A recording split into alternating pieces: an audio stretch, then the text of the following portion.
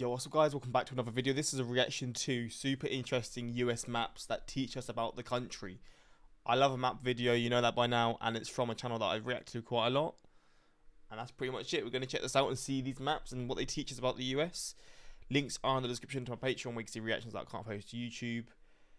And that's pretty much it. Let's check this out and see what these maps teach us. Maps are incredible. I've said it once and I'll say it again because with them we can learn tremendously interesting things about what they depict.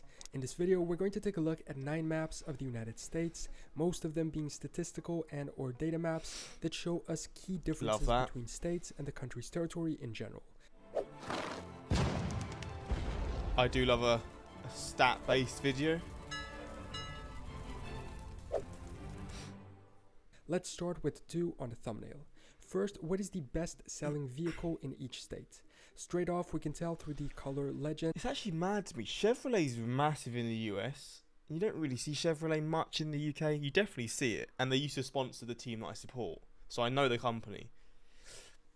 But Chevrolet being the #1 sold vehicle is mental because I would never picture Chevrolet in the UK being that popular. Or I can't really picture seeing a Chevrolet. You just don't really see them very often. Are they like an upper class car? I mean, I don't think they probably would be. I think they're just your average car, or in this case, I mean, look, you're seeing a lot of them are. What are these types of cars called? Trailer. What are they called? What are these cars called? With the trailers in the back. There's literally 3 or 4 of them that are. The 3 of the top 4 are those cars. So they're obviously the most popular in the US, I guess for storage reasons. But Chevrolet being #1, damn, I wouldn't have guessed that. And that 3 brands dominate the top selling vehicles in the US: Chevrolet, Ford, and Toyota. In 16 states, the Chevrolet Silverado was the best-selling vehicle in 2022. In 14 states, it was the Ford F-Series, both of them being pickup trucks and being mostly dominant in interior states. In 13 other states, with particular dominance on the East Coast, it was the Toyota RAV4. Keep in mind that these states in which the Toyota is the best seller have more people than the ones where the Chevrolet and the Ford are, so it's likely that despite being #1 in less states, they still sold more total numbers. Damn. Next is the Ram with their own pickup truck model, which is the most popular in Wyoming, Nevada, and Alaska. And then we have 5 other states that move away from the trends. Florida has a Toyota as the best seller too, but it's a Toyota Corolla, just like Hawaii, which instead of the RAV4 has the Tacoma pickup truck, while Arkansas is the GMC Sierra, another pickup truck. I guess Americans really like those. And finally, California is the only state in which the Tesla Model Y was the best-selling. Tesla was the best-selling car. It's not cheap, is it? Damn. I mean, you see Teslas here every so often, but they're not cheap cars. I guess all of these may be a similar price though. Vehicle in 2022. Do you think these trends maintain themselves in 2023, or did they change? Then the other one on the thumbnail, what is each state's main energy source? This map includes Canadian provinces, but we're going to ignore those and focus on the US here. First, we can look at how these energy sources are divided percentage-wise in total. Throughout US states, 6% have hydro as the main source of power, only 4 states: Vermont, Idaho, Oregon, and Washington. 19% have nuclear, here in pink, and I was surprised about this. Illinois, the top producer of nuclear energy in North America, apparently. Tennessee, South Carolina, Maryland, and New Hampshire. 9% have wind, South Dakota, Iowa, Kansas, and Oklahoma. Surprisingly, 22% still have coal, all of these in dark gray on the map, and the remaining, which make up 38%, use mostly natural gas, those in gold on the map. They are mostly the southern US states, but also many in the northeast as well as Alaska. This other map shows us the distribution of African immigrants, where they are and how many there are in each place. The data here is also referring to 2022. Keep that in mind. The Somali community in Minneapolis is the largest in the country. Damn. Why did they choose to live in Minneapolis out of everywhere though? And that's not shooting shots at Minneapolis, by the way. I'm just thinking it gets cold there. Mine, since it might be outdated now. First, it tells us that 10% of US immigrants in total are from Africa. Then it shows us how many people of African origin live in each part of the country. The bigger the circle, the bigger the amount of people, and the brighter the purple, the bigger the percentage they represent of that local population. For instance, Minneapolis has the largest community of Africans in the country in terms of absolute numbers, while the place with the highest percentage are the Washington, D.C. suburbs and Hennepin County in Minnesota. It's very interesting to see how there's a clear concentration of African immigration in the Northeast. I would expect the Southeast instead, since it's physically closer to Africa, and should they come by boat, it would be the first point of entry. It's also curious to see how Minnesota has such a high group when it's not that populous of a state overall, and it's away from the coast, which might be the arrival points. Apparently, this is because Minnesota has a long history of welcoming refugees and immigrants since the end of World War II, and has one of the highest rates of immigrant employment in the country, leading more people to move there. But before that, a quick word from our sponsor. Get your money. And he's shouting out his Patreon as well. You know what to do. Or even an officer. You can find everything in the link at the top of the description. Now let's get back to the video. Secure the bag. Moving on to this other map, which shows us the most popular attraction in each state. This is a pretty interesting topic because of the historical background of each of these attractions. So let me know if you want a full dedicated video on each of them. The Mall of America. Huh? Is this Minnesota again? As number one. The Mall of America. Why? Firstly, I didn't even know it was there. I mean, I think I've seen a video of the Mall of America. Is this the one with the theme park inside? 40 million people. So it has more than Times Square, more than Disneyland, more than the Las Vegas Strip. Jeez. Is interesting in two ways too, because in addition to showing us the most popular tourist attraction in each state, it also color codes the states depending on how many visitors those attractions have. This not only tells us which attractions are most popular, but also which states have the most tourism in general, as the two are usually related.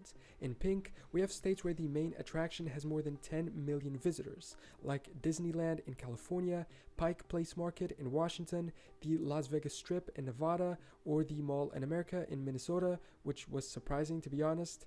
Although keep in mind, these are total visitors and not just external ones, so states with higher populations might be higher because of that, plus these also change every year. Then in blue are those with between 5 to 10 million yearly visitors, like the San Antonio Riverwalk in Texas or the French Quarter in Louisiana. In yellow, the most common color, are those between 1 and 5, like the Yellowstone National Park, the Grand Canyon, or Cedar Point. Finally, in light blue or green are those visited by less than 1 million people a year, and most likely the least visited states altogether: the Theodore Roosevelt National Park in North Dakota, the US Space Center in Alabama, or Ben & Jerry's Ice Cream Factory in Vermont. Something else that is really fascinating to look at. Great ice cream, so you know what, fair enough. Is the distribution of national parks across the country and in each state. And I found it odd that more of them aren't the most popular destination in some states in the previous map. This map, though, shows us all the main national parks in the US, each signaled by a tree. This other map in low resolution shows us how much space they effectively take up in terms of area in the country. Yellowstone, Death Valley, the Everglades, and then those in Alaska seem to be the biggest. But it's interesting to go back to the first map and see how they are mostly concentrated in the less urbanized western half of the country.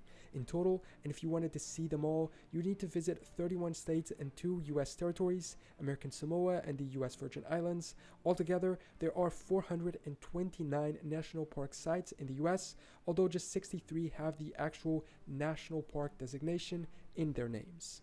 And another territory-related map is this one, which shows us an exaggerated relief map of the country's topography. It really shows how different the elevation is in different parts. Oh, the Appalachian Mountains aren't anywhere close in terms of the height to the west side, the west coast, or the western states. Like the Rocky Mountains, etc. Damn, they go high. I mean, I knew definitely it was... I've assumed it was more elevated. Maybe, actually. I don't even know. That's a crazy comparison. This is a lot of pink, a lot of red, a lot of orange. This is just a bit of like light, a little bit of dark green. There's a lot of light green here, which I assume is higher as well.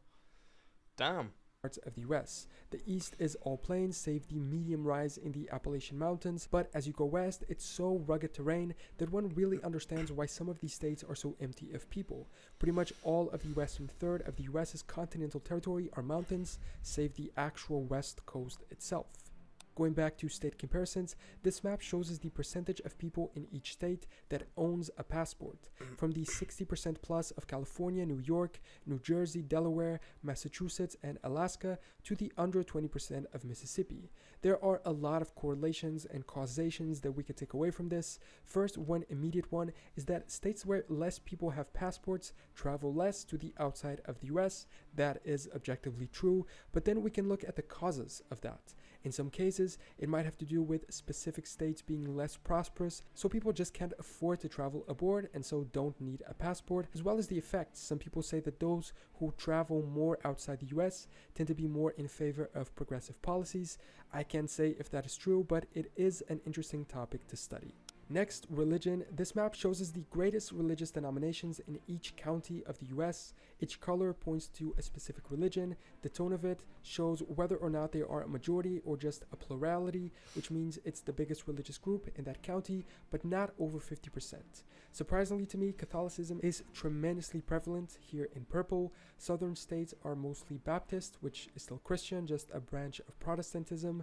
Other Protestant groups can be found up north in blue, like the Lutherans. Non-denominational, which I believe means atheist here, are in pink, prevalent in the northeast coast. The other only thing that calls my attention is the gray, which represents Mormonism, mostly in Utah, but also spreading to some counties in surrounding states. And finally, most of the maps we looked at here are separated by state borders, but what if those state borders were different, and instead of following mostly arbitrary human-drawn lines, they were made taking into account the watershed areas of the country's main rivers? Well, the contiguous 48 would certainly look very different.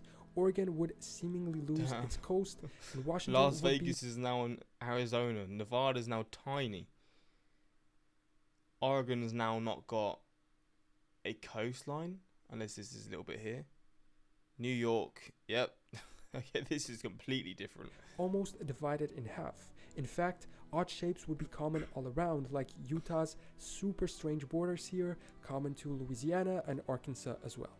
California would stay very similar, but losing its straight line interior borders, as is the case with every single state. Nevada would become super small, while other states like Oklahoma would now become gigantic. Some southern states would extend into Mexico as well, and all the northern ones would stretch into Canada too. Florida would be much smaller, just consisting of the peninsula, and the east coast entirely would look completely different, and some states would almost be dislocated, like West Virginia, which essentially moves upward. The US's state lines are a little questionable right now, with its ridiculous straight lines that don't take any local issues into account, so while this wouldn't be ideal, it would at least have, I believe, a little more logic to it. So, those are some interesting maps of the United States. Well, there we go. Some maps of the US. 335 false. The northeast US is closer to Africa than the southeast. That's true, isn't it? Because it goes so far out. But I guess it just means directionally. That is kind of crazy, though. I remember seeing that fact before. Non-denominational is a branch of Protestant Christianity that is very similar to Baptist churches. Baptist churches. I don't understand the different sort of groups in like Christianity and stuff, or like other religions as well. Because obviously they fall under the same religion, but there's just different types. But I guess some are more what are the differences? Is it like to do with like people's class and stuff? I know there's been a lot of wars to do with Catholics, Protestants, like all that sort of stuff, and a lot of the history is based off that. But I don't really know the differences in terms of like day-to-day things, how they sort of view. Like their sort of morals are like sort of what they're told to do. I assume they all follow the same Bible, so I just don't understand. But yeah, that's pretty much it. A more interesting fact, a more interesting map video on the US, and I always enjoy these. So that's pretty much it. Until next time, subscribe and peace.